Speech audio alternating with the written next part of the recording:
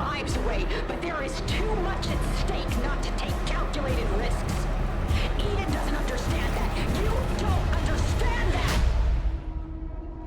I just want to live. Is that so wrong?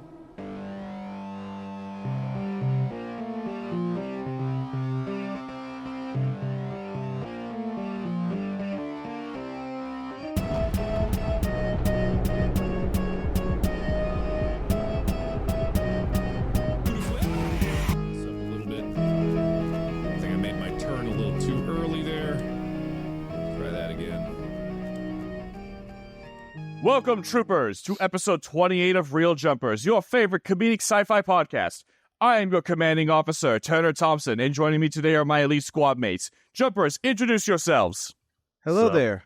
Hello. Hi. Why are you talking like that? Talking like what? I don't know what you're talking about.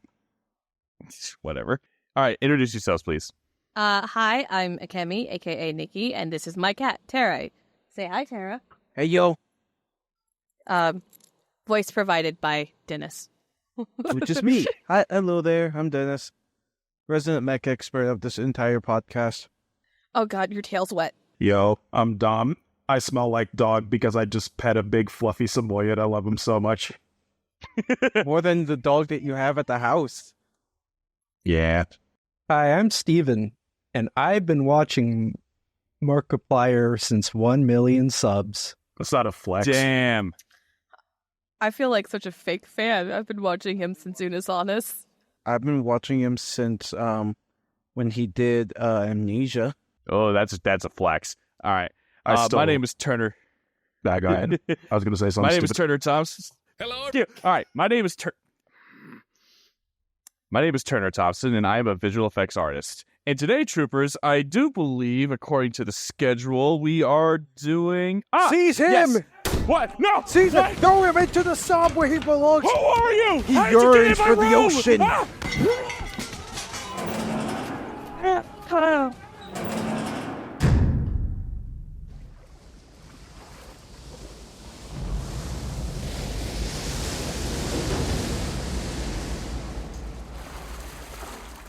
As a child, he yearned for the sub.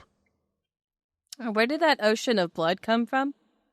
See, everyone, we're doing a different format this time around.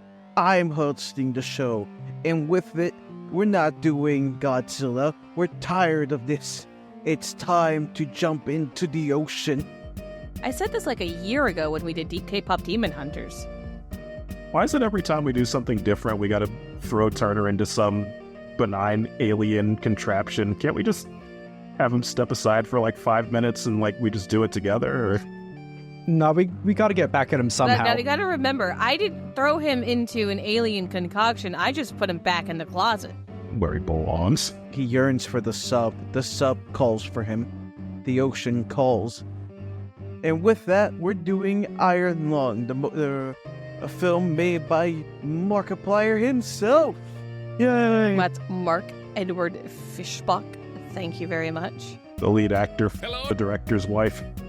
Now then, ladies and gentlemen, gear up. We're jumping feet first into this ocean of blood. This is Real Jumpers. Now let's dive. Drop bots can still function under the ocean, right?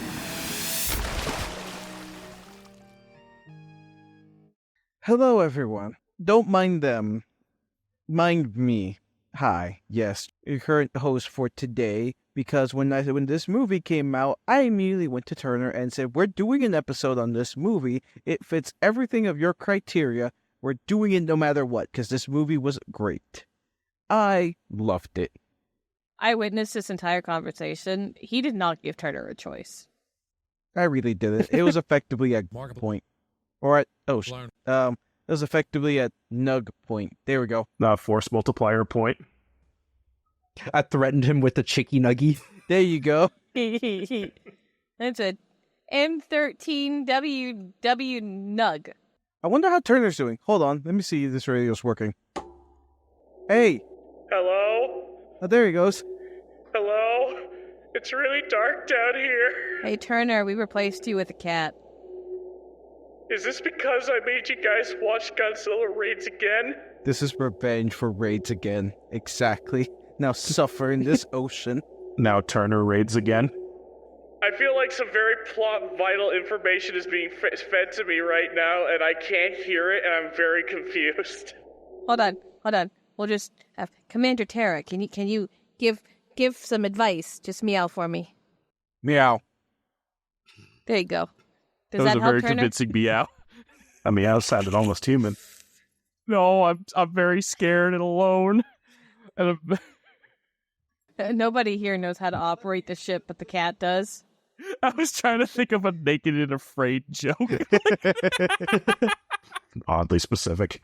I give you a clear instruction picture of what to do and where to go. Dennis, this is just a picture of dick butt. Perfect. You already know what to do. Did you really send him down in a submarine with just a picture of dick butt? It'll be his companion. Yeah, it's all. Oh wait, hold on. This instruction's on the back, but he definitely put dick butt on the front. That's his Wilson. The front is dick butt. Is on the back. Is there just a note that says "lol, idiot"? Wait. Oh yeah, that is what it actually says. There are provisions in the submarine. I found a vintage World War II rations kit for you to eat. Nice. Good Thanks. luck. It's heavily irradiated. Irradiated. Anyways, so what did you guys think about the movie? Like I said, we're doing a different format for this because not only is it more recent than anything else that we've done beforehand, but it's also kind of want to mix things up. Not a lot happens, despite a lot actually happening. Yeah, it's a show but not tell kind of movie. If you're not paying attention, you're just like, wait, what the fuck is this? The fuck is that? What is this? I think you got it backwards. I think it's more of a tell, not show. It's one of those movies that creates more questions than it answers. And more than half the time, it doesn't really work. But for some reason, it really worked here. It works. Like I never watched his original playthrough of Iron Lung, and I didn't know anything like beyond superficial before I went to go see it. And I understood at least what was going on. I wasn't like helplessly lost. Oh no, same. I didn't watch the playthrough at all or anything like that beforehand. I went with this completely blind, and what surprised me was really how fast it started. Like, this is like the most recent movie I've seen in theaters that just instantly starts. I remember being definitely taken aback in the theater when it just like I was watching trailers and everything, and then it just started. Like, whoa, okay, guess we're just doing this now. My overall thoughts on this movie is like I really enjoyed it. I very much enjoyed it. I was so happy I went to go see it. I've got some serious problems with it, but if Markiplier ever sees this podcast, which I highly doubt, but if he does, hi Mark. Hi, big fan. Big fan. Big fan, huge fan. Oh my god, huge fan. Anyway, Can you sign my boobs? Can you give me your exercise routine so I can get his muscles as big as you, please? Oh my god, please. I wanted to say that, like, as someone who... This movie was clearly made by someone who gave it. And that is the biggest compliment I could give. Like, I could tell from the get-go it was made by someone who gave a huge shit about what they were doing. I think the execution on some stuff that we'll get into later could have been better. It was definitely an audio mixing thing. There was like I'll get into this whole thing about like the difference between being vague and not knowing anything. There's a big difference between the two. I thoroughly enjoyed this movie. I'm still pondering my final review, which we'll do near the end, but in the spoiler-free version of it, it's like, this was great. It's a movie that takes place all in one location, which is fun, and the only issues I have on it are nitpicking, and if it's more of a, if you did it again, I bet you would be able to solve these problems. That's my overall thoughts. What do you guys? What are you guys? I mostly agree with what you said. I do wish there was a little less of just nothing going on, because there was a lot of just nothing. Yeah. I really liked the cinematography and the camera work, because there were some really nice transitions in there. Oh yeah. Yeah. I was gonna say though, I I agree, but also disagree on that point. I don't feel like it was a whole lot of nothing, but I felt like a lot of scenes, stretched on for way too long after, like, a natural concluding point had passed, or, like, we get it, like, the time of, like, lingering has kind of passed, and, like, we're still here, like, can we move on? My overall thoughts of the movie was this is very surreal. I got to, it's kind of because of how often I listen to Distractable and watch Markiplier's videos and everything. It's like I got to witness a lot of the production updates, like, real time. So, like, when he was messing with his render farm, when he was, like, off-site doing, you know, his videos because he was off-site doing, like, filming for the movie, or, you know, he would tell us about when he went to the hospital for the frickin' blood in his eyes. I was just about to say that. To witness all of that, you know, in real time, to go and see it in the theaters, after actually experiencing his playthrough of the movie, it was just... Playthrough of the movie? No, playthrough of the game, I'm sorry. It was very much, oh my god. It's a very proud moment. And I don't, you know, it's because this is, like, one of my favorite creators ever, to actually see him do something that he's been wanting to do. And the fact that God's so rich, he was able to fund it all himself. So he wasn't, like, held back by any producers or studios and everything that wanted to mean, oh, we need to change this for this or this for this. He was able to do it exactly how he and the creator of the game wanted it to be seen. It honestly made it one of the best movie experiences for any sort of adaptation I have seen in a very, very long time. I think the last time I saw that good of a movie adaptation was when I watched Where the Red Fern Grows.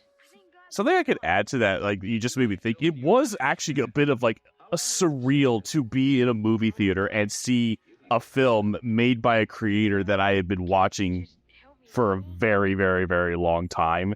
And it is very satisfying that even though there are flaws with this film, Nikki, you are absolutely right that it is so satisfying to know that I cannot smell any corporate meddling at all. It genuinely was made by someone's vision, flaws and all, and I love it. You can really tell that it was a passion product and a labor of love for him. And speaking of which, if you don't mind me jumping in with my opinion, go right ahead. Honestly, as a game tie-in movie, this was fantastic. Oh yeah, like, game tie-in things, mainly with movies, has been either okay or absolutely bad. An example of absolutely bad: Monster Hunter. That's a subject for another day. God damn it. They just sent in the woman from all the Resident Evil movies into the Monster Hunter world. Which, I don't mind that actress doing it. Just how they handled the rest of the movie. God damn. That reminds me, there's an entire genre of video game or just, like, very popular property movies where it's just like, in a world separate from our own, I think this movie is literally called Masters of the Universe or something, it's the old He-Man movie where it's live action, God. and it's just straight up like, in a world different than your own. It's an IP that you love, but everything looks different and doesn't look anything like the show. Suddenly, now they're in New York City. What? And everything is woke. No, this is before the era of woke. I was giving it some thought just now on as to maybe why it worked so well for Iron Lung, adapting it to a movie or everything. What the biggest example I could probably give would be, and I know it's not a game, but I didn't watch any of the game adaptation movies, would be when they did Hunger Games. Hunger Games was really good. The movies are really good, right? Mm-hmm. Actually, you know what? Better yet, Harry Potter.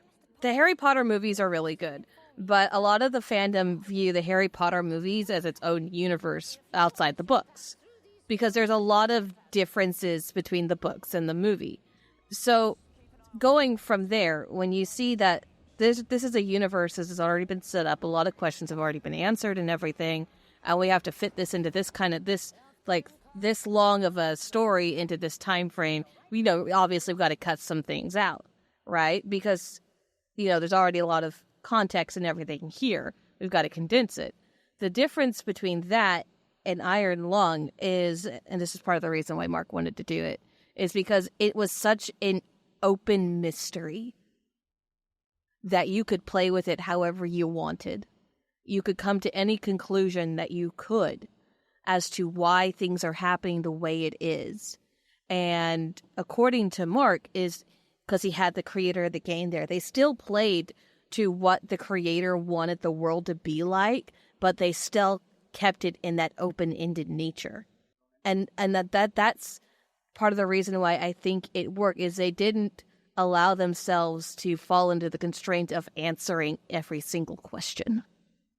Also, to bridge off of that as well, it's actually been stated that the movie is a slightly different canon to the actual game.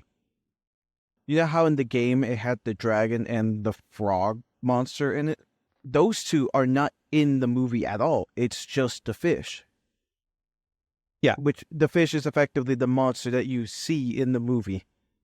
Oh yeah, and the game definitely ends completely differently than the movie. They end somewhat similarly. At least the ending fate for the main character ends similarly. Simon dies. It was an answer because it was this thing of the game, right? Because Mark went back with every single update for the game to do as much exploration as he could, right? It was no matter what you do, no matter what information you get, no matter what you see, you're still, the ending of the game is still the same. You still die. That's a very interesting... Actually, every time you bring that up about the open-endedness, I keep wanting to talk about the biggest problem I have with this movie, but I'm not sure if it's time yet to talk about that. I mean, honestly, if you want to, go ahead, because it's just an open forum, man. Like I said, we're doing a different thing of where I kind of based this format more like Angry Joe. Exactly. Where they review different shows and when he does the shows and movie format. Shout out to Angry Joe. Actually, yes. I've been watching him since... Jesus Christ, I feel old. Oh my God, I've been watching it for a long time too. Yeah, I don't watch a movie unless it's been reviewed by Angry Joe. Kinda. I remember, God, it must have been like 2 or 3 years ago.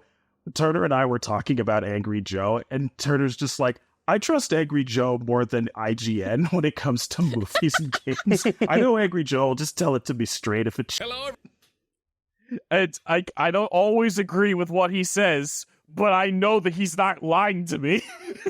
Did Angry Joe review Iron Lung? Yeah, they've already done it. Did he think it was... Hello. I don't know, I didn't watch it. All right, well, think of it this way. I have a bit of a tirade I want to go on, but I want to give everyone else an opportunity to talk about what they did or didn't like before I do it. Again, I have something to say really quick. Go for it. So again, I didn't watch Markiplier play Iron Lung. I didn't know anything about the setting before I came in. So again, I'll applaud Markiplier. Like, you don't have to do any previous required reading or watching to understand it. He explains it well enough during the movie.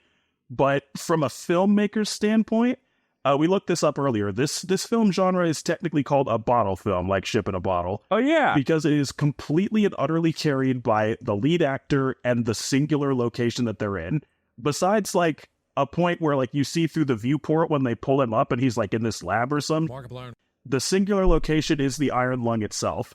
So, for movies like this, your lead actor had better be either Mark Wahlberg or close to it. Yeah. Mark Fishbach. Yeah, so we got Mark Fishbach, so he's pretty close. But no, Mark does a very good job. He's a very good actor, like, bereft of, doing Let's Plays and acting up for YouTube videos and the camera and everything. He's a good actor, all right? I was not unentertained, and I didn't think it was corny or that he was bad, like, throughout the film. He did a very good job.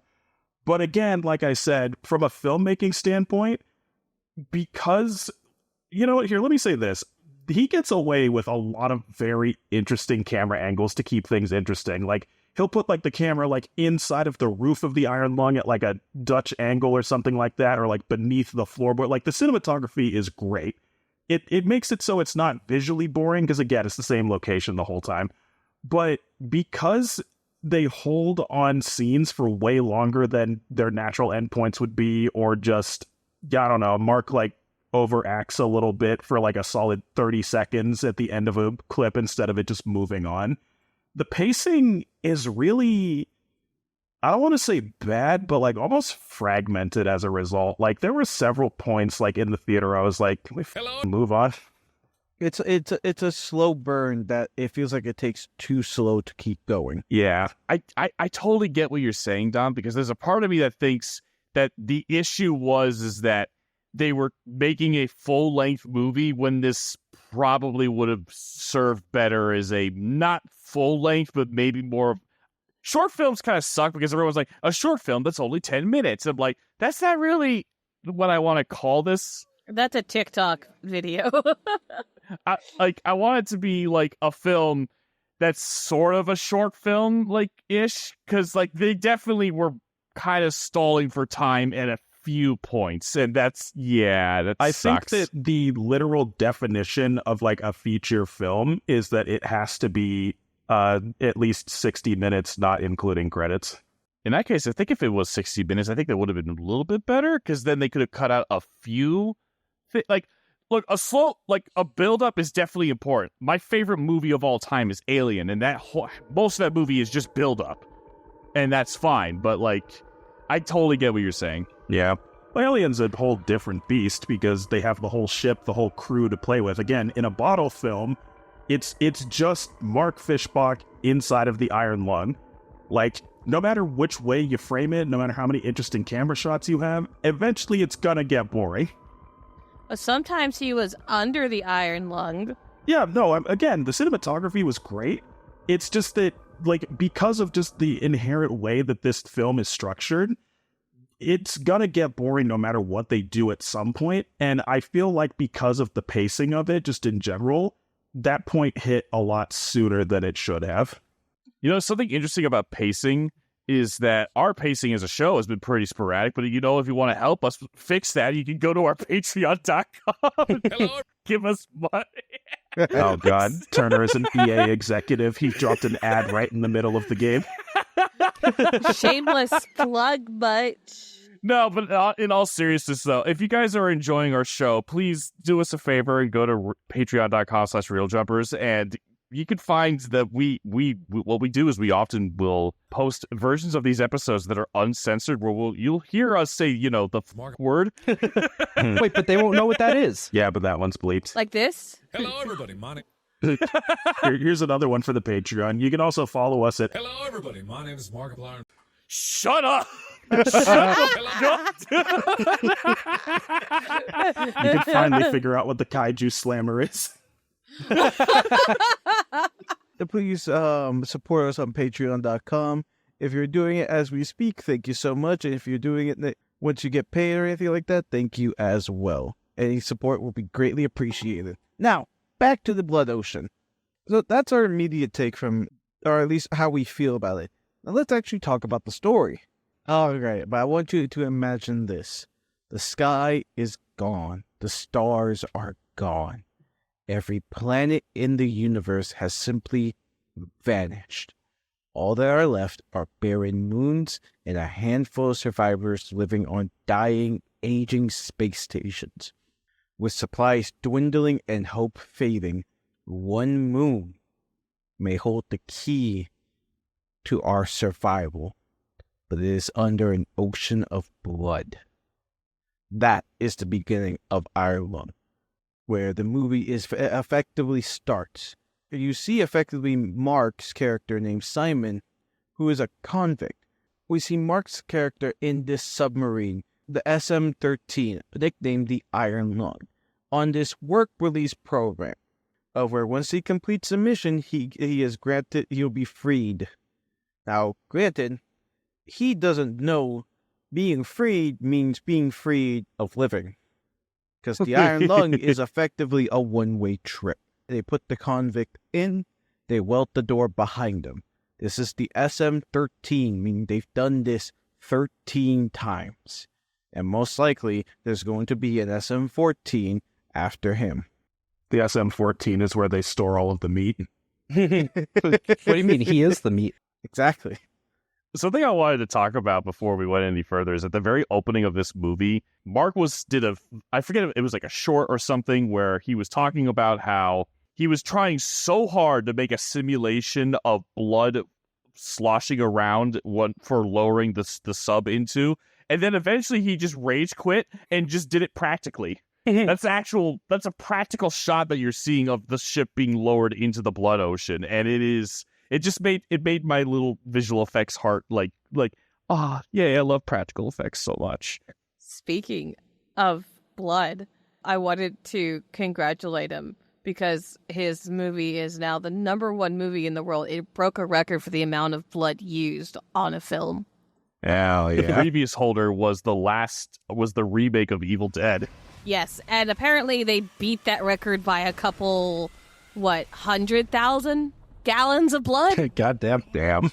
I guess when you're making an ocean, Speaking of Markiplier going to the hospital, it was so funny. I had like a moment where in the theater, there's the scene later on where like the front viewport is like cracking under the pressure of the ocean of blood. And so he has to like close the hatch to stop it from, breaching the glass. And right as he closes it, the glass like breaks and it sprays some blood in his eyes.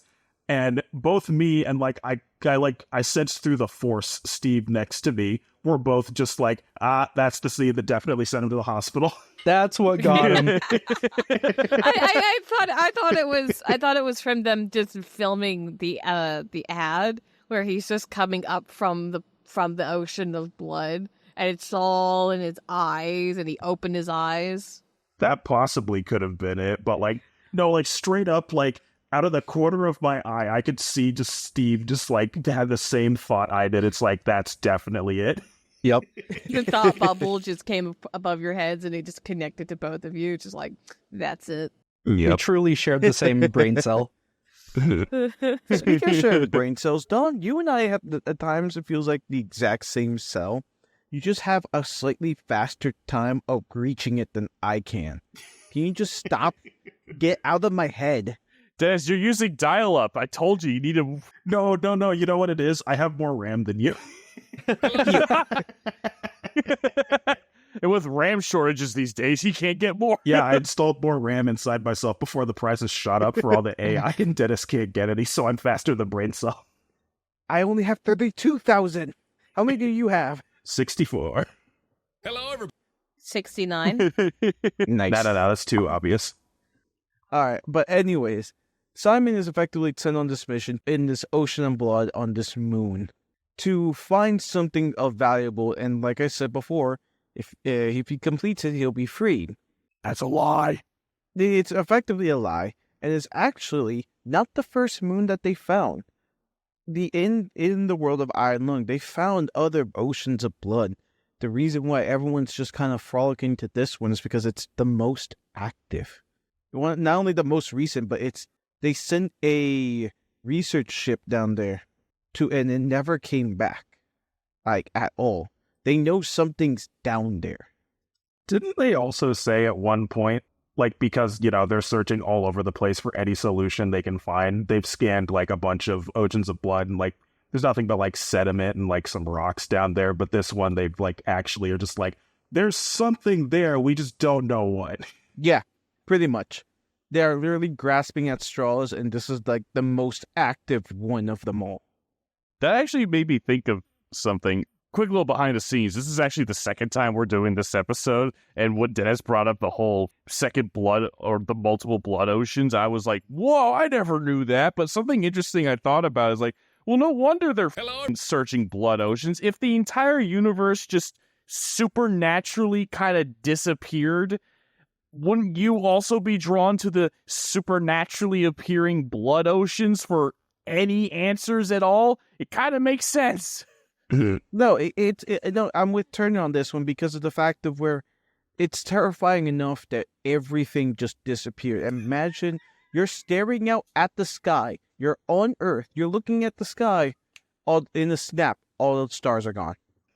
So Simon, from what it looks like, is part of a cult worshipping. I think it was like Cult of Eden. Yeah. Where they were effectively worshipped like the last trees. Children of Eden or something along the lines. Children of Eden or something. Yeah. I And still the can't reason why wrap he's my a- head around that. Sorry, I didn't mean to interrupt. No, you're fine. And the reason why he's a convict is because he's He was there when it got destroyed, and he got blamed for the whole thing. the destruction of Filament Station. It's kept Yeah. like intentionally vague. But you kind of can tell that while Mark's character is pleading that he's innocent, like throughout the movie, you can with the puzzle piece flashbacks, as I like to call it, you can kind of tell that's not entirely true. Yeah. In fact, if you listen carefully, some of his followers call him the Butcher. Yeah, they make a lot of like offhanded references to it, but they never flat out spell it out. But like that's called good storytelling. Like you can piece together that like he keeps on saying the job went bad, and he keeps referencing like his brother, like biological or whatever, that obviously died during that. He's got like a flashback about it. Like whatever the hell happened, it's very easy to infer that through maybe no fault of his own, that station blew up, a lot of lives were lost, and like he was straight up prosecuted for it, and now he's here. Didn't they show what happened later? Not all of it. Sort of. You see a part where Mark's character looks like he's talking to someone, and then you see like part of it explode. And funny enough, when I was doing research for the movie, the cult that Simon, Mark's character, is in, they kind of see each other as family. That's why they kind of refer to each other as brother, because they have that bond. It's kind of like in any religious setting. So in the LDS church, which I am, we refer to everybody as like brother, brother Smith or brother Black or, brother this, sister or whatever, because we see each other as brother and sister. So it's actually a very common thing for a lot of religious groups to do that. Brother, I am pinned here. Very Like much. Space Marines. Yep. I just realized this movie's formula. It's Simon gets an assignment. I say that 5 times fast. He goes to the place. He yells at the radio for a bit. He does the thing. Rinse, repeat, like ad infinitum. Pretty much. Is that not just the formula? That kind Yeah. of is, yeah. Well, that's kind of how the game is played, to be honest. No, I get it. I'm just saying, like, I just picked up on that. It's like, it's a constant loop of Simon tries to do thing. He fails at thing. He's smart, though. He figures out how to do thing. Oh, damn, he needs to do other thing. Repeat. Yeah. It's the other thing of where he's looking into something that he can't fully see. He's literally looking through a peephole. He doesn't even know what he's looking for. Yeah, true. They literally are just like, we don't Hello? know, man. Just Hello? go do it. Just go find it. Jumping off of what Don just said, he finds in this first dive, he finds a skeleton, which is like, it's gotten everyone like, holy Hello? shit, he found something, bring him back up. But in the background, you see eyes. They're not obvious, but something is staring back. Simon notices this, is like, hey, there's something else. It's like, we just see the skeleton. Like, no, there's something else, but they pull him back up. So, the ship that he's with, they pull the Iron Lung back up with him. They clean off the porthole where he's talking with the captain, and he's trying to get them like, hey, can you get me out? No, the mission's not done. No, bullshit. Hello? Get me out of here. Oh, yeah, I'd be so pissed. I did what you asked. What the Hello, everybody. Gets so pissed that he, the camera that the Iron Lung has, he doesn't know that the camera is effectively an X-ray machine, an X-ray imaging machine, to where he full-on irradiates communications officer, the captain, and mainly the mechanic. Do you know who the mechanic is? Jacksepticeye, Sean McLaughlin. Yeah, he knew Jacksepticeye. He gave Jacksepticeye super cancer. I was just gonna say, it's like from that one Batman series where like Harley Quinn picks up a cancer gun and like accidentally shoots one of her goons with it. It's like, you're just gonna be cancer? I didn't think it actually did. Who the f makes something like that? But she didn't read it first, which I think is, well, not on It her looks part. like a gun! Right. But this is where I'm going to sit here and I'm going to defend both Harley Quinn and, not Harley Quinn, but Simon here. Like, he didn't Hello, everybody. know. I don't think that if he knew, he would actually, like, press the button. All he knew is that it sent out a big bright light and took a picture, right? Yeah. And all he was trying to do is get their attention. Like, why would you not tell them that it's like, hey, don't press this button when we have you above the ocean, because you could actually, like, straight up kill one of us because this is what it is. Oh yeah, no, it is their fault. Because he's a convict, and maybe if they told him, he would just try to use it right away. But the other thing is of where if he actually sat down and read the manual for the iron lung, it specifies the camera, prolonged use of the camera can give you radiation. But nobody reads the manual. Oh, I forgot. I love the little binder. Also, I don't think OSHA is a thing anymore. So, Oh, God, no. It's just called Red Ocean now. Red Ocean. After the uranium fever that he induced onto effectively everyone in the hangar, to the majority of the people in the hangar bay, he gets outfitted with this drill and told, go the back down and get us a sample. When he does, it's gone. And he's like, wait, no, it was right here. He goes back to the exact same coordinates, but it's gone. Whoa! What could be? So he goes in deeper.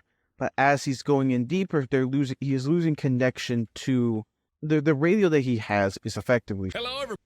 Oh yeah, it's full Hello, on. everybody. He can barely receive, he can barely speak. The further he descends, the further it cuts out. To the point of where something grabs the iron lung, and the ship is trying to pull him back up, but they decide to cut the cord and have him adrift in there. Is this the part where he kind of gets passed out and then has like a whole fever dream? He gets launched around, gets knocked out. Also, another thing is that in one moment you see like a corpse-looking being behind him, and then he goes into a corner, disappears. I love that Hello? because it's never explained. Yeah, you don't know if he's actually if you actually saw it, or if you see Simon hallucinating, which I love. Markiplier, when he does this, are you sure what you saw was real kind of shots, I love. Like, he gets it perfectly. He did it with Edge of Sleep too. That was a fun series. Go watch it if you haven't watched it. Yeah, fine, I'll go do it. Yeah, I'm currently doing this for sure. I'll go watch it right now. Not right now. After our episode, Oh, I was planning on sleeping. Oh, we're not sleeping tonight.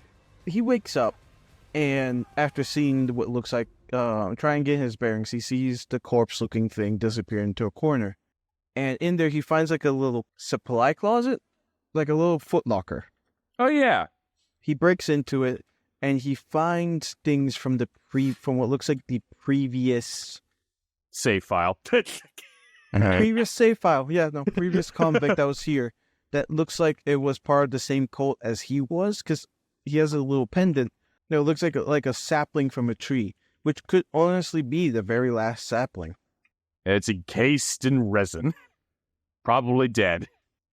Probably. Well, granted, remember in Jurassic Park, that mosquito was also encased in resin. That's bullshit science, and you know it. Hey, dinosaurs. They travel in herds. Dinosaurs. Anyways, I know I keep getting off track, but effectively, it gives him like this more resolve to find a skeleton, get the sample, and find a way back. Wait, I thought they were done with the skeleton. Isn't he stuck in the... He's kind of stuck down there. No, I thought this was the part of the movie where he's in the part that's not even on the map, and he had to start making a new map. Yeah, no, you're right. It's also been a while since we saw the movie, even though I recently saw. No, that's fair. No, I'm just, like, because this is one of my favorite parts of the movie is when he has to start systematically mapping out the area that he's in, and he's trying to avoid it. And one of my favorite references to the actual Let's Play is when he comes across this weird alien wall thing, and he labels it weird alien shit. Hello, everybody. And that's the exact same thing he says in the playthrough. And also, he goes all around a circle. He makes a full loop. I laughed at that when I saw it, and I'm like, Nah, the Hello, everybody. funniest part of the movie is up next. Yep. When he finds the other submarine, and his computer automatically connects to it, and the admin lady is just like, please input password. Is like, password. Password. Access denied. Password 2. Access denied. Hello? You. Access denied. I just totally forgot about that. How did you forget about that? That's the funniest part of the damn movie. I haven't seen the movie in like a month. That had the whole Hello? theater in stitches. Wasn't that an actual comment he did in the play? Let's play. Maybe. I don't think it was. I think this one was just pure acting, which either way was Hello? phenomenal. Because it perfectly encapsulated everyone tried to remember their password and they could not remember. Oh, Hello? sucks. I think it just fully encapsulated the frustration of what. Hello, everybody. My name. Ugh! A very creepy thing before, like, I think at the very beginning of this whole sequence when he's trapped in the new area is when he tries to leave, and the entrance to the area where he was stuck is guarded by the giant Hello? off flesh eel thing that's like the main antagonist of the movie, and he keeps Ellie. taking pictures of it, and it like falls backwards into like the hole. It's like, Did you call the? No, the actual monster actually has a name. It's called Ellie. Okay. that's funny. We have a friend named Ellie, so I thought he was being a massive dick at the current moment. No. It's actually confirmed. The artist confirmed that the name of the being is called Ellie, which actually has more connotation to it, which I'll explain later with the SMA crew. Cool. So Ellie, I love the images of Ellie when he's taking the photos of it because it's like this whole like that's Hello? Lovecraftian and Hello, everybody. terrifying, and he was like, nope. Mark, I've realized with Edge of Sleep and this, Mark has a thing for eldritch horror because both things that he has created so far that's been, other than the stuff from YouTube like In Space, Heist, and things like that, have just been Lovecraftian horror. Oh, it's not just that, because if you pay attention to his entire channel and everything he's done, you can see a bit of eldritch horror when him and Ethan did Una's Honest too. Oh yeah, that's true. Like, it's everywhere for him. I think that's his favorite kind of horror to just tap into. I think it's got to do with his own thing, because wasn't a part of eldritch horror just a fear of the unknown? Pretty much the fear of unknown and fear of insignificance is one of the big drivers of it. You do realize that that's why he's scared of the ocean, right? Yeah, because it's like you can't see past a certain point. You don't know what the fuck's down there. Do you guys see the beautiful relationship here? He hates the ocean but loves space. Yeah.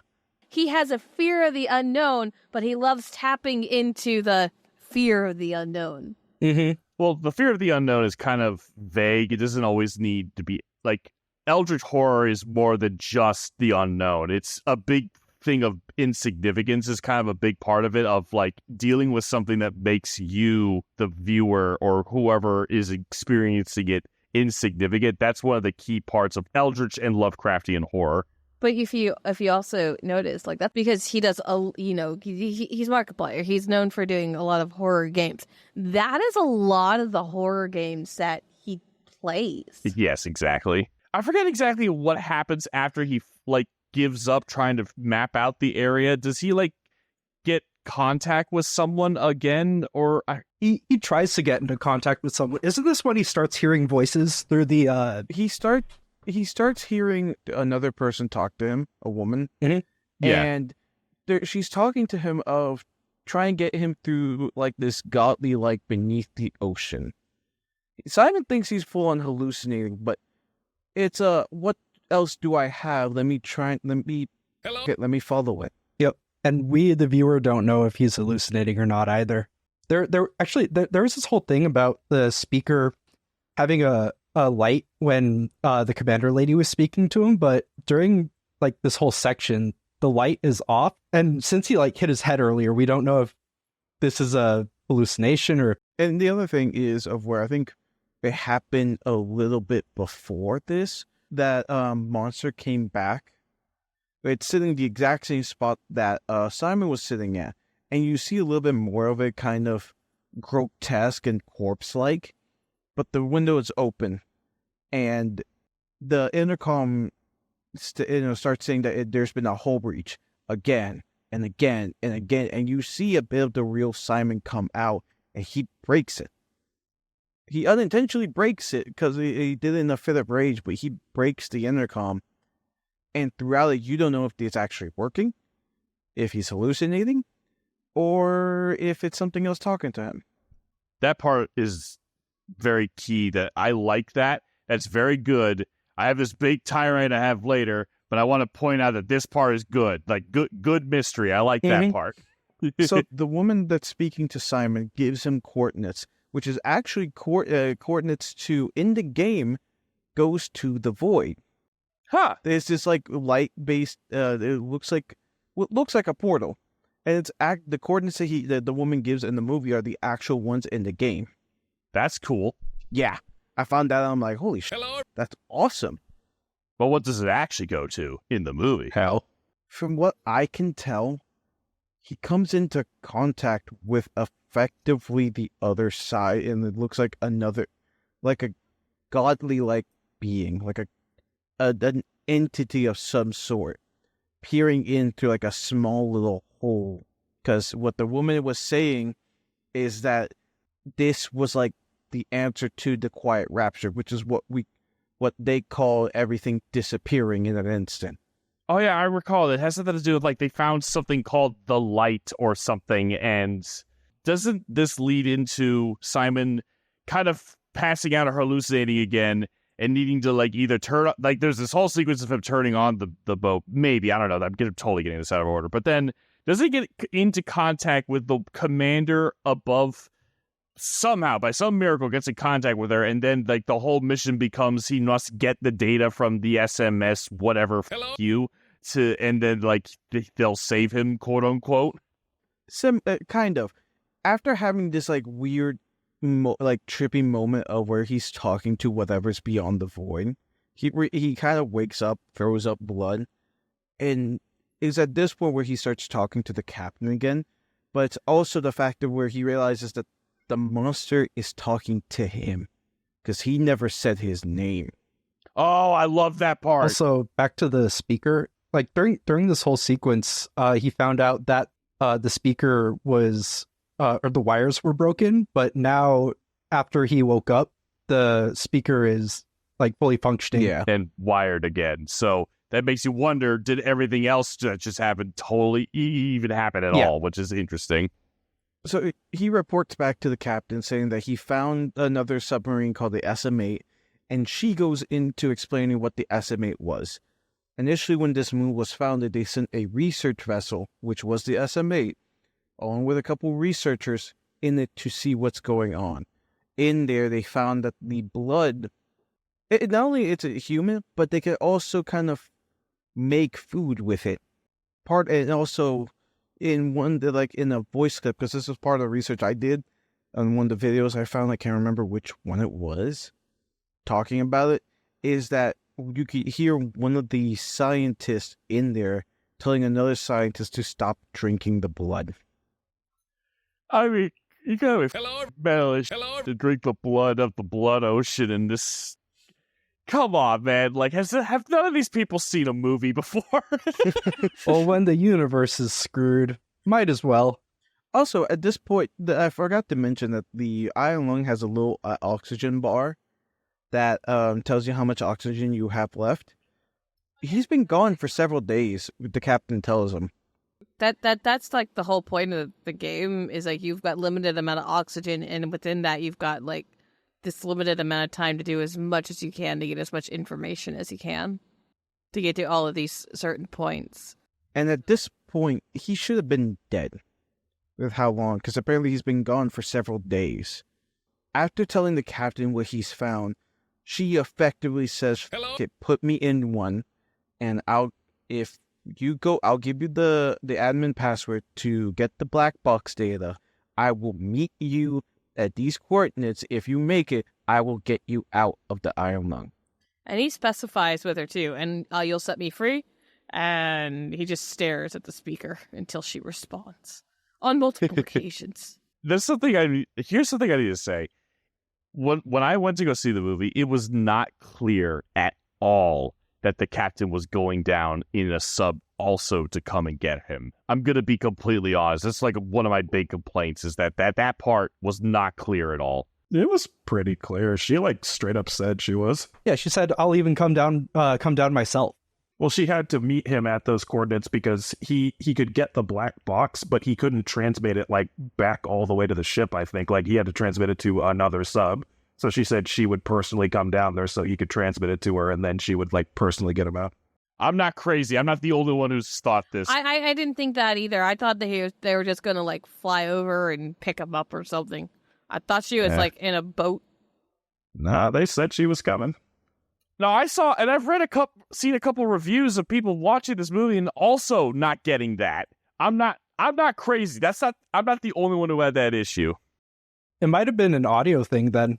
Like, some people might have been able to pick it out of the weird audio, and some people might have just missed it. Oh, and I'm so close to having my rant about that, but keep going. I mean, honestly, that's basically where we're at. Speaking of the audio issues, this is about the last, 25 minutes of the movie. A lot of this movie is just more you see Simon/Mark effectively play the game. Yep. Which, like I said, game to movie adaptation, the best I've ever seen in a very long time. And this is someone who thoroughly enjoyed the Sonic movie too. The Sonic movie was actually good, though. I have yet to see it. They bothered to actually change his face so that he doesn't look like garbage. Don't say anything. I haven't seen it. I need to see it. Well, no, I don't know if it was an actual promotional tactic or anything that they did, but if it was, that was not their. They had merch prepared of the old design. It was that was not them trying to troll us or 5D chess. They genuinely thought that we would like that look, and then we did. Yeah. Anyway, so I'm gonna do a quick little rant. I love ambiguity in movies. I love when I don't know everything. There are parts of this movie that drive me nuts because the audio mixing, this could be intentional, but there are so much information I feel like I'm being fed that I can't hear and I can't understand what is being told to me. And there is a difference between having clear information being sent to me that's still vague and not knowing what the fuck I'm hearing. Seriously, there's this, Mark, I love you. The ending of your movie, which I don't remember the exact order of sequence, is just so hard to understand that, I needed someone to go back and, tell me what actually happened. Because, there's a part where, the multiple voices are talking to him at once. I genuinely feel like I'm supposed to know what they're saying. Even if what they're saying is supposed to be vague and unintelligible, I feel like I'm supposed to at least make out the words, but I can't. There's this whole section of this movie that I'm just so frustrated because I'm not confused because I don't get I'm confused because I can't hear it. What am I listening to? It definitely does sound like you're supposed to be able to make out what they're saying. That's what gets me, is that I feel like I should know what they're saying, but I don't. I really want to go and watch this movie when it releases on streaming services and things like that, because part of me wonders if the issue that I personally had with the audio mixing just has to do with how my theater sets up their audio. No, I've heard from multiple, I've watched a couple of reviews of Iron Lung in preparation for this and also just read discourse online about it. Multiple people have the exact same issue. Most people agree that the last 20-25 minutes are what the f are they saying? You can't even hear Simon that well at some points, which might be intentional because the sub is sinking and he's freaking out, but bruh. Well, my big issue with it was just how loud everything got. I think even if it was the proper volume, it wouldn't have mattered. No. Okay, so my issue wasn't the fact of hearing what they were saying audio-wise and things like that. I figured it just had to do with how he wanted to present it. My issue with the audio was just how loud things got. Yeah, I didn't equate that to Mark and how he presented the movie and everything. I just equated that to God damn it, the theater has got the volume up way too loud and I'm overstimulated now. Like a good example of this, of where, I think in Turner's case, after Simon gets the data, he's on his way back. He's on the way to Ava, the captain, and at the same time of where Ava is talking to Simon, the monster's talking to him. The monster's also trying to get into Ava's head, and it's just everyone's talking, all at once, one to another, and these two to this one. And it all kind of comes together as just as Mark is reaching the coordinates, Ava apologizes and says that I can't rescue you because the monster is just about to destroy. Oh, all the while, the Iron Lung is becoming more flesh-like and more flood-like. Tentacles. Like Simon sees, like his bandage still bloody, but he's like, wait a minute, I patched myself up. He opens the bandage and he sees his skin blistering and cracking. This blood is alive. And you see the sub change throughout, like also in the game, of where the longer you go down, the longer you're down there, the more blood seeps in, the more the environment changes. Like before, for example, the camera used to be anytime he reaches somewhere, he has to get up from his seat, walk over to the camera, and press the button. Now the blood has coagulated onto the button to where it's constantly pressing. It's constantly throwing out pictures so that we can see what's out there. Mm-hmm. The pictures. And we see the monster, Ellie. And we also hear the monster destroy Ava's vessel. That's okay. I'm going to be honest. That's also another thing that was very unclear to me. I had no idea that that's what was happening. Yeah, it is in this moment of where, right before she says that she can't get to him, and she tells him to keep the black box safe. I genuinely thought that it was just that she gave up and didn't want to try and come and get him. I do remember like one of the X-ray images you get to see the giant monster eel amalgamation thing has a sub in its mouth. I thought that was just the other sub he found. I'm gonna be honest. Nope, that's actually the captain's vessel. And I only learned that after the fact. That was not clear to me when I was watching the movie. For that one, I think that is your own fault, Turner, because that's just context clues. Because even if you don't know or you didn't know that the captain was coming to get him, for this whole last section, the whole crux of it is that he needs to go to brand new coordinates. So it couldn't be the other sub that he had found that was in the monster's mouth.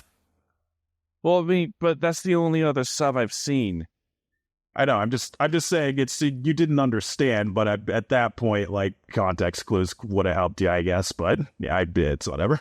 I mean, also it also sucks that because the X-ray images are sometimes kind of hard to see what the fuck I'm looking at. It looks like at times a Rorschach picture of where you're trying to figure out what's there.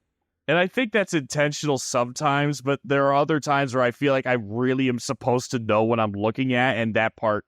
Again, there are parts of this movie where I can clearly tell they're trying to be vague, and that's the point. But then there are also moments where I feel like they're intentionally trying to get something across to me, and I'm not getting it. Yeah, I gotcha. After Ellie destroys Ava's vessel, it goes after Simon next. Yes, do it. Simon, when he started the second dive, they outfitted him with a drill bit to get a sample of the skeleton that he found earlier. Oh, yeah. He effectively reverses back and floors it forward and rams Ellie with the drill, causing her pain, effectively damaging Ellie.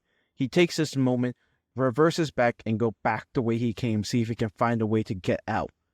All the while, he goes underneath the crawl space in the Iron Lung. It is filled to the brim with blood. The reason why I say flood-like from Halo, that's what it reminded me of. It looked like something from the Flood. You see things change and grow, blisters, veins. Things start growing as you see Simon's body changing into what we see that corpse thing from earlier. After a while, Ellie catches back up, and at this point, he's already grabbed the black box. He grabs the life vest and he's trying to... Because he realizes at this point, this is the end for him. Ellie catches back up and bites down the ship because you see the teeth come into it. Oh, really? I need to see that again. I don't remember seeing the teeth at all. This is at the same point of where he gets launched to the... Gets kind of fused to like a pipe. He gets fused to the ship. In order to get out, he rips his own arm off. Ugh. He grabs the fire extinguisher, and effectively the real, as I like to call it, the real Simon comes out of where he says, you want the butcher? Yeah, he like gets grabbed by the tentacles or whatever. Here, you can have him. And he starts going at teeth. He breaks one of them. I don't remember this at Hello, everybody. all. I need to rewatch this movie.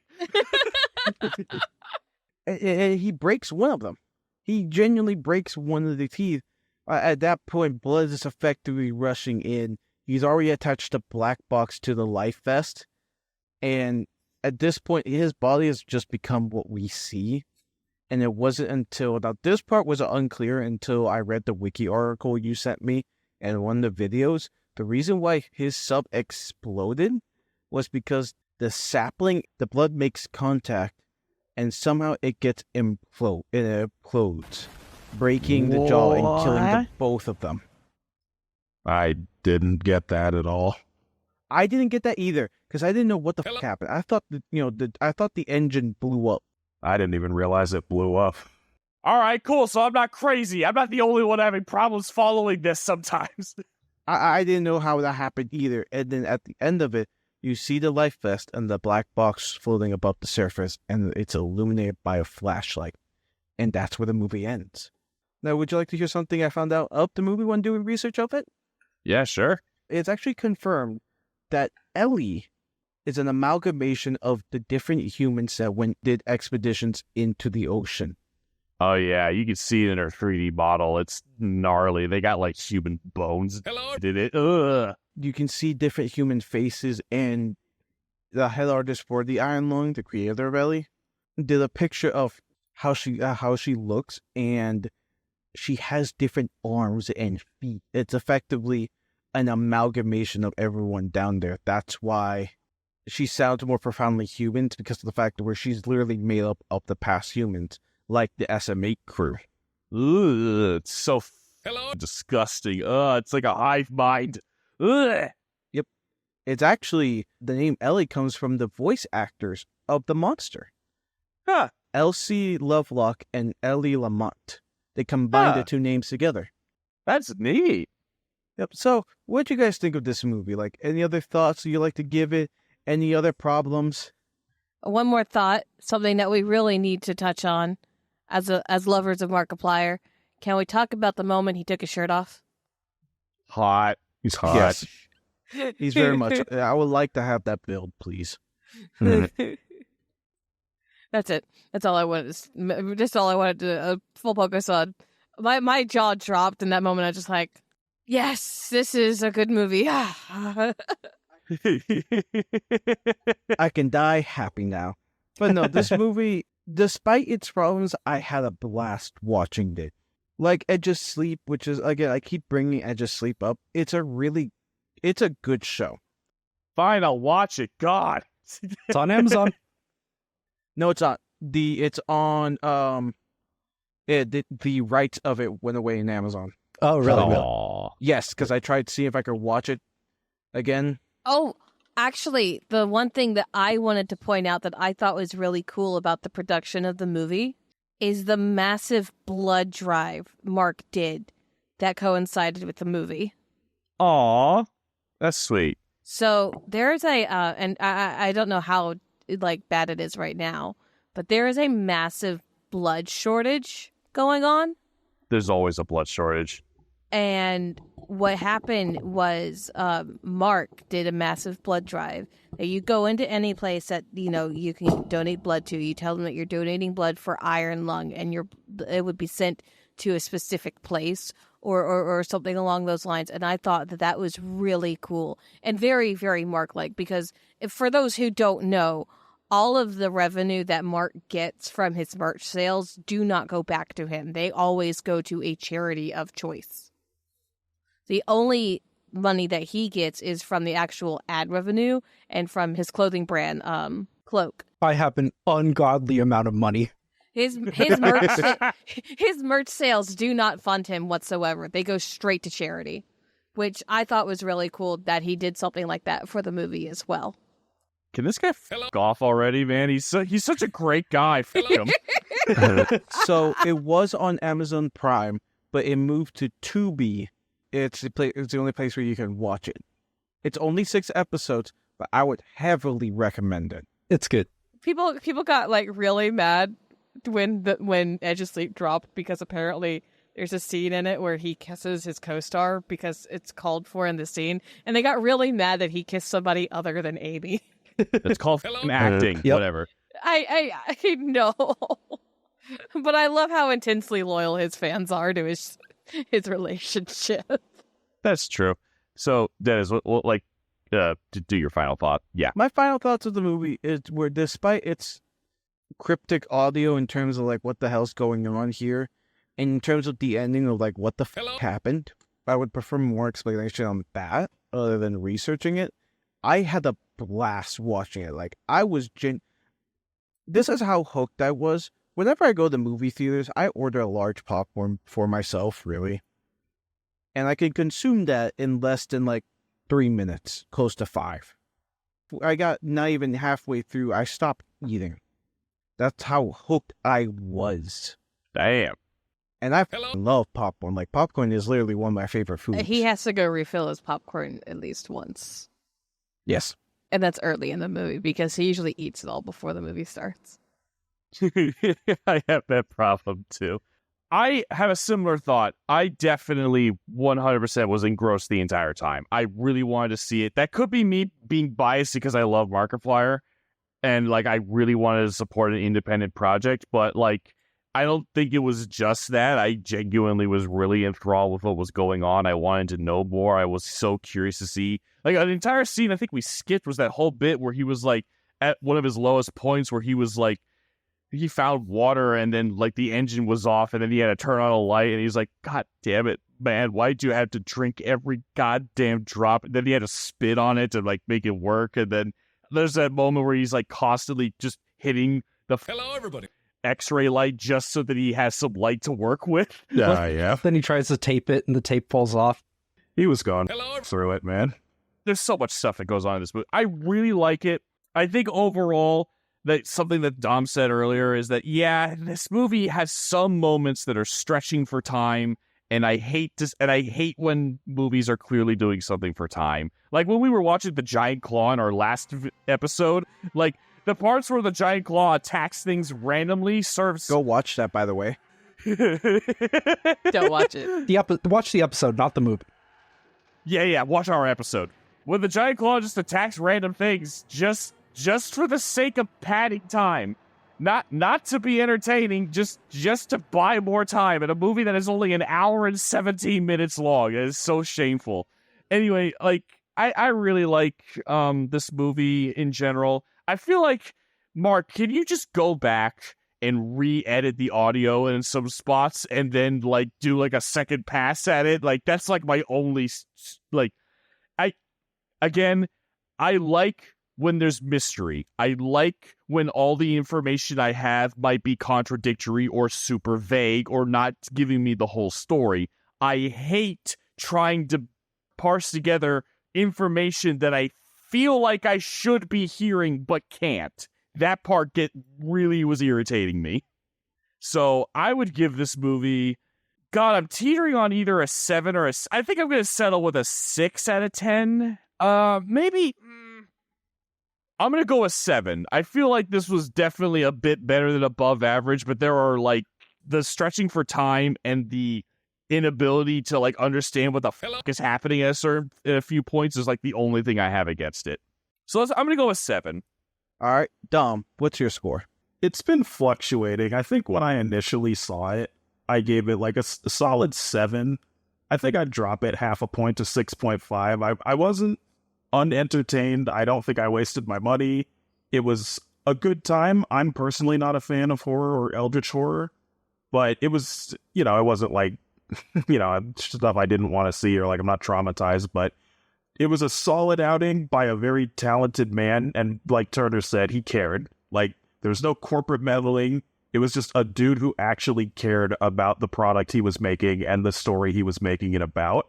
And I respect the shit out of that. So it was very solid. I genuinely enjoyed it. Just the issues we've been talking about the entire time. I can't really speak much more about it at this point. It's just beating a dead horse, but... So 6.5? 6.5. I really love eldritch horror and just horror in general. So I loved the atmosphere and the feeling of isolation that you can tell Simon is going through. And I feel like the, empty scenes do a good job of providing that feeling. But I feel like that is true, yeah. It provides that feeling at the cost of having good pacing. Like, obviously the audio issues weren't great, but I liked the movie overall.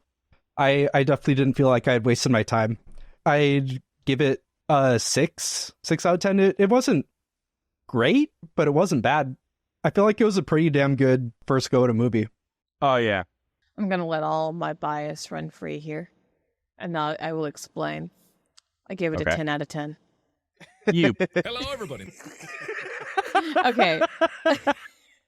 Aside from my obvious love of the creator and everything, like I said at the beginning, I felt like I was able to watch updates for this movie in real time, from his struggle with, from his hospitalization, from the blood in his eyes, to him fighting with his render farm. Somewhere along the way, he got solar panels involved with all that. That might actually just been his own thing, to him explaining why he did what he did, to everything, and then seeing it in real time. Very surreal, very fantastic. Another thing I'd like to point out is I am not a horror person. I hate horror movies with a passion due to childhood trauma, okay?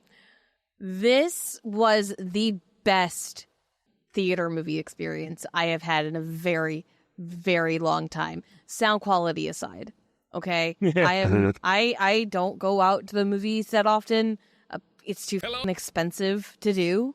I also would rather just wait and watch the movie in the comfort of my own home. I was very excited to go see this movie. I was very eager to go see this movie. It's also very, emotional for me because we went and saw this movie for my sister's 18th birthday, So it's got memorabilia around it too. He did such a good job, in my opinion, of not doing like the traditional jump scare or horror, monster or whatever thing that you see in most horror movies. It was very much ambiotic horror for me, which was like, oh my God, this is like exactly like the game and the games that he plays and my favorite kind of horror. I like audio horror. It's like one of my favorite things because it's very real. It really gets into your nerves and everything and puts you in that situation. And then you do the jump scare and it works really well. Everything about it was just very real to me. Also, I like movies that I can go back and watch 10 billion times and find something new, which was very clear to me when we were doing the review because you were pointing out stuff that I didn't even realize, which gets me excited to go watch the movie again and see it and see something new, and then watch it again later and see something else new. To me, that is good storytelling because that's, how stories have evolved over time. It's just like, you go watch a series and you didn't realize that person had grabbed something, and then you go watch it again and you realize it. It's kind of like Rocky Horror. I've seen Rocky Horror 6 times, and every single time I watch it, I see something new. And that's why it's a good movie to me. And Iron Lung just screams that. I have enjoyed it. I thoroughly enjoyed it. I can't wait to enjoy it again in the future. I can't wait to see what he does next. And that's why I give it a 10 out of 10. Pacing and everything aside. So that's actually your rating, 10 out of 10. 10 out of 10. All right. I have not enjoyed a movie like that in such a long time. If you guys are keeping track. I'm already keeping track of it. Well, no, not even that. That means Nikki still likes Gojira more than this movie. Yeah. Yeah. Yeah. But I also just really like similes, too, and metaphors.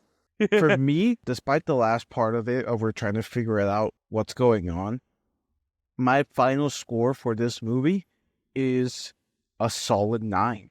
Damn. All right. I'm not a fan of horror either, but this was something that gripped me and I love.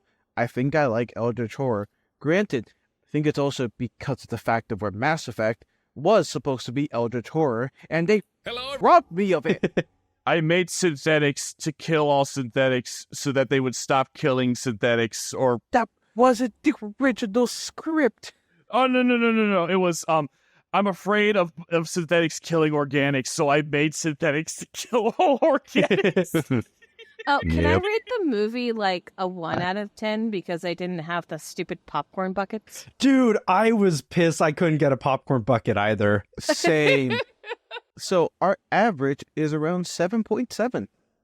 Which is Oh, actually pretty on par because according to Rotten Tomatoes, it's got a 61%, and according to IMDb, it's got like a 6.5 out of 10. Yep, 7.7. Yeah, that's pretty fair. Letterboxd has a 3.5 out of 5, so it's like overall 97% of people like this movie. We all know you guys just wanted the popcorn bucket so you could drill a hole in the bottom. That was you. Shut up.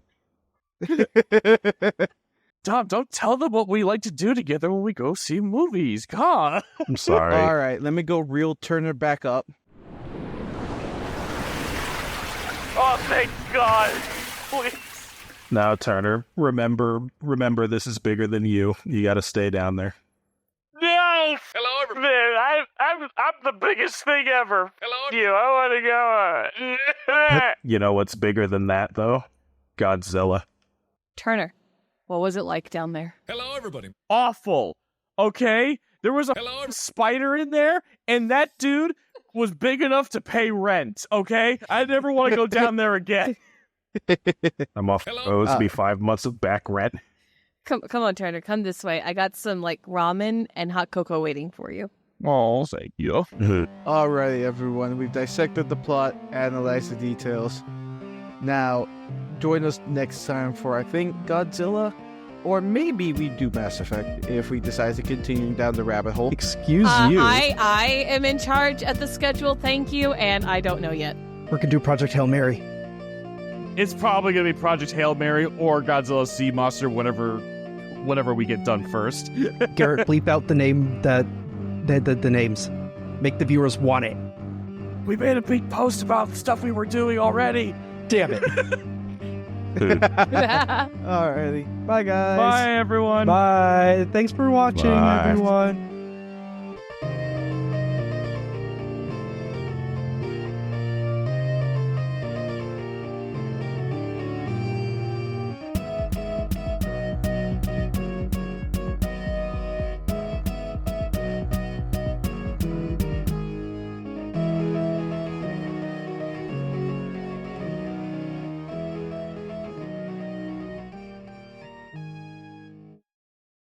Confirmed beautifully.